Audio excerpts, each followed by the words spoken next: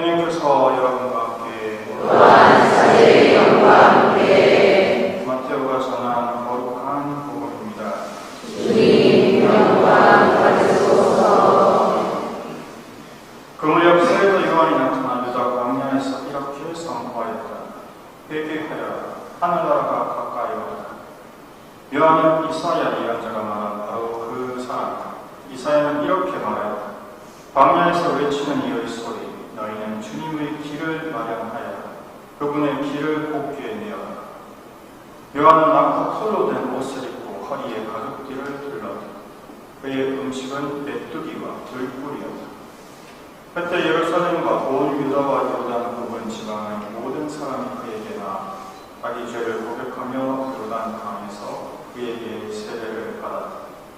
그러나 요한은 많은 바리사이와 사두가이가 자기에게 세례를 받으러 오는 것을 보고 그들에게 말하였다. 목사의 자식들아, 다가오는 진노를 피하라고 누가 너희에게 일러주다니. 회개에 합당한 열매를 맺어라.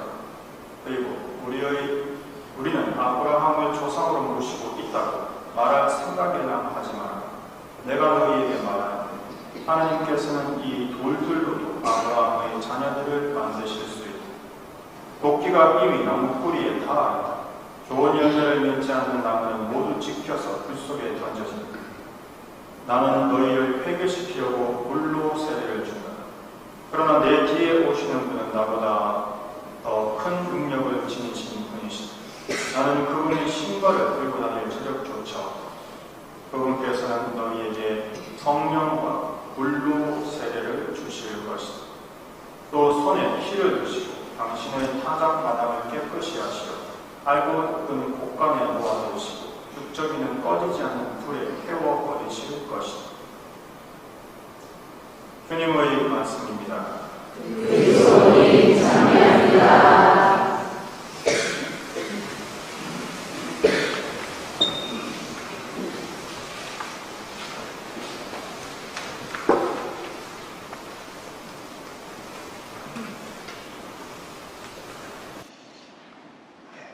오늘 우리는 세례자 요한의 선포를 듣습니다. 세례자 요한께서 이렇게 선포하시죠. 주님의 길을 곱게 내어라. 사실 오늘 우리 이제 천연성찰을 하는 우리 4명의 학생들은 정말 주님의 길을 곱게 내기 위해서 1년 동안 온 가정이 함께 주님께로 향하기 위해서 노력을 해왔습니다. 오늘 이 천연성찰을 통해서 정말 주님을 만나고 주님을 자기 자신의 마음 안에, 영혼 안에 모시게 되는 거죠.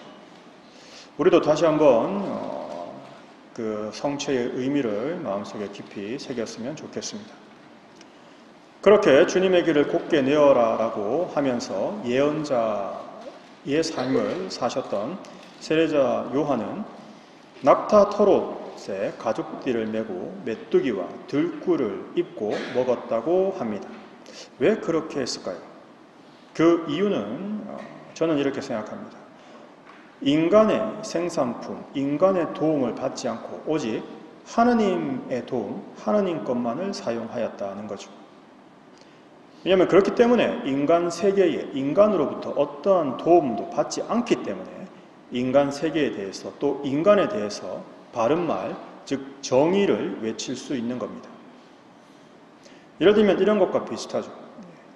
가죽 소파에 앉아서 동물 가죽을 사용하는 것에 대해서 비평을 한다든지 아니면 스테이크를 썰면서 온실 가스 문제에 대해서 지적을 하는 거라든지 즉 이런 모순에 빠지지 않기 위해서는 인간의 모든 생산품, 인간의 도움으로부터 자유로워질 필요가 있습니다. 그래야 인간에게 회개하라 라고 말할 수 있다는 거죠. 하지만 신약의 백성인 우리는 이제 그렇게 접근하지 않습니다. 왜냐하면 세례자 요한, 예수님께서 다른 길을 우리에게 가르쳐 주셨기 때문이죠. 세례자 요한이 준비했던 바로 그 길, 주님의 길입니다. 이제 모든 물건이나 음식, 장소는 오직 우리가 주님께 다다르기 위해서 사용할 때 장애물이나 걸림돌이 되지 않습니다. 그러면 이런 모든 물건이나 음식이나 집 같은 이런 장소를 우리는 어떻게 사용해야 할까요? 거기에 적당한 예가 없을까 찾아보던 과정에 정말 대단하신 분을 찾아서 오늘 함께 이야기를 나눠볼까 합니다. 이분은 전 재산 99%를 기부하시고 드디어 통장의 잔고를 영원을 만들었다라고 기뻐하시면서 세상을 떠난 억만장자 척피니 영상을 함께 보시겠습니다. You carry me even when I'm far too heavy. With you it's always true.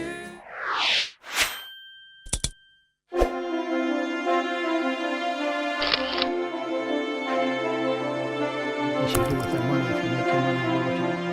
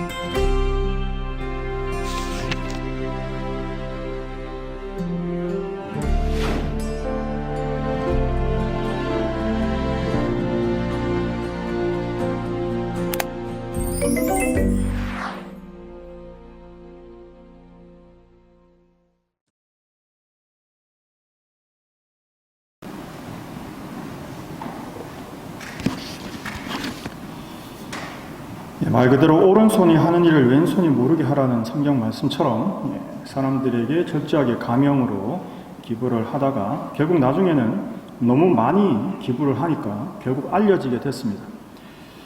우리 부자 청년에게 예수님께서 말씀하셨죠. 가진 것을 다 팔아 가난한 사람에게 나누어 주고 나를 따라. 바로 그 부자 청년이 하지 못했던 그 길을 실제로 가신 위인이시죠. 기부한 총액은 10조 7천억인데 물론 기부 금액은 빌 게이츠보다 작습니다. 빌 게이츠는 지금까지 기부 금액이 그거보다 아마 300억 달러쯤 될 겁니다. 그런데 빌 게이츠는 지금 현재 기부하고 있는 자신 자산 총액에 비추어서 계산해보면 한 40% 정도 기부를 했고 이분은 99%를 기부를 했습니다. 따라서 99% 기부를 했기 때문에 재산 대비 기부액은 아마 앞으로 이분을 뛰어넘는 사람이 나오기는 아마 어려울 겁니다. 2023년에 돌아가셨으니까 옛날 분이 아닙니다. 바로 우리 시대의 모범이신 분이죠. 바로 이분이야말로 모든 장애물을 치우고 주님의 길을 곧게 내신 분입니다. 이분이 그냥 10조 7천억 기부한다 해서 그냥 10조 7천억이 된다 이렇게 되는 게 아닙니다. 여러분, 우리는 사실 그걸 이해하기 어렵지만 이 정도 되는 자산가는 돈을 쓰는 것보다 돈이 쌓이는 속도가 빠릅니다. 따라서 이분이 내가 죽기 전에, 왜냐하면 이분은 어떤 철학을 갖고 계셨나 하면 죽어서 하는 기부보다 살아서 하는 기부가 더 가치 있다라고 주장을 했던 분이거든요. 그래서 그분을 따라하기 위해서 빌 게이츠랑 워렌 버핏이 50클럽, 즉 자기의 자산의 50%를 기부하자라는 운동을 할 정도로 롤 모델이 되신 분입니다. 그런데 이분은 자산이 쌓이는 속도가 쓰는 기부하는 속도보다 느릴 수밖에 없기 때문에 통장 잔고를 0원을 만들려면 자산 쌓이는 속도를 능가하게 기부를 해야 0원을 만들 수 있습니다. 즉 이건 그냥 적당히 기부한다라는 의도가 아니고 내가 죽기 전에 이 전부를 기부하겠다라는 그 의지가 없이는 불가능한 행동입니다. 따라서 우리는 이분의 이 의지를 생각하면서 과연 나는 내가 하나님께로 향하는데 방해되는 장애물들을 없애는데 그 정도의 의지를 가지고 있는가 생각해 봐야 되는 거죠. 우리가 하나님께로 향하는데 방해되는 장애물들을 한번 생각해 봅시다. 여행, 취미생활, 각종 모임, 인사치레 다니기, 경조사 등등 하나님으로부터 나를 멀어지게 하는 것들은 얼마든지 있습니다. 물론 이런 것들을 하면서도 하나님을 생각하실 수 있습니다. 예를 들면 여행을 가셔서 좋은 풍경을 보면서 이런 세상을 만드신 하나님은 찬미 받으십시오. 이런 멋진 건축물을 만들 수 있게 해주신 인간에게 그런 재능을 주신 하나님은 찬미 받으십시오. 여행을 보면서 보는 건물이나 보는 풍경이나 보는 문화를 보면서 정말 쉬지 않고 하나님을 찬미한다. 그 여행은 찬미의 여행이죠. 취미생활을 하면서 저에게 이런 손재주를 주신 주님 찬미 받으십시오. 오늘 골프가 너무 잘 맞습니다. 주님 이런 바람을 주신 주님은 찬미 받으십시오. 골프 칠 때마다 굿샷이 아니고 아멘. 각종 모임을 다니면서 사람들을 만날 때마다 기도하고 그들이 하는 각 가정에 축복하고 한다. 이러면 충분히 그것은 방해되는 장애물이 아닙니다. 결국 내가 어떠한 의지와 어떤 마음가짐, 어떤 결심을 가지고 모든 일들을 하고 있는가를 생각할 수 있는 거죠. 즉 하나님께 찬미와 감사를 드리며 하나님께 가까워지기 위한 모임이나 행사도 있겠지만 방해물이고 심지어 장애물인 경우도 많이 있을 겁니다. 이런 장애물들을 척피니처럼 없애고 주님께 곧바로 향할 수 있으면 좋겠습니다. 그렇게 할 수 있는 힘은 결국 결심과 의지입니다. 내가 하나님께 가겠다. 다른 모든 장애물을 없애겠다. 라는 결심과 의지가 필요한 거죠. 다음 주에 제가 강의를 하게 되는 이 하나님 뜻에 일치하는 삶도 바로 그런 것을 시작하시는데 큰 도움이 되실 겁니다. 좋은 것이든 나쁜 것이든 우리에게 오는 모든 것은 하나님께서 허락하신 겁니다.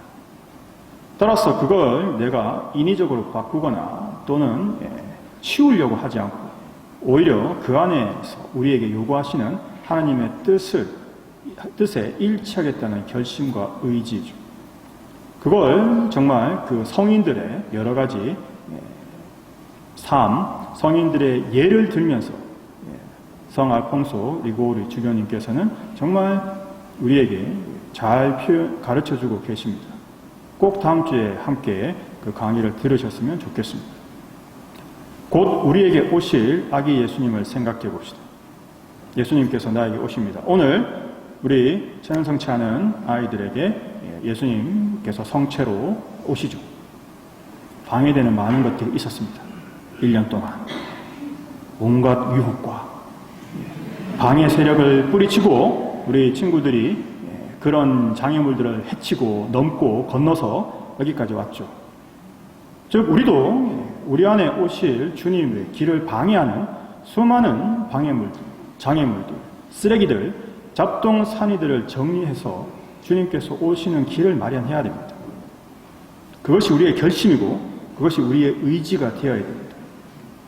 다 없앨 수 없습니다. 하지만 내가 없애겠다는 의지를 갖고 있는 사람, 척피니처럼 죽기 전에 통장을 0원 만들겠다라는 정확한 목표가 있어야 성공할 수 있는 거죠. 대충 이래 좀 발로 슥슥 밀고, 예. 오늘 이 밑에 발판이 잘 안 들어가는 것처럼 대충 이렇게 툭툭 밀면 들어가는 게 아니거든요. 따라서 여러분도 이렇게 우리가 생각해 봤을 때 우리 마음 안에 주님을 우리 안에 모시기에 부족한 부분들을 철저하게 없애고 치우겠다는 결심과 의지를 가져야 됩니다. 그래야지만 우리가 주님을 우리 마음 안에 모실 수 있는 거죠. 정말 우리 오늘 천년성취하는 친구들이 오늘 이렇게 수많은 1년 동안 오는 많은 장애물과 방해물들을 치워가면서 이 자리에 왔듯이 앞으로의 인생에서도 모든 장애물과 방해물을 치우고 주님께 이르고 우리도 모든 장애물과 방해물을 치우고 주님께 이르도록 함께 기도하고 축하해 주셨으면 좋겠습니다. 그렇게 할 때 주님께서는 사랑으로 기쁘게 우리에게 오실 것입니다. 아멘.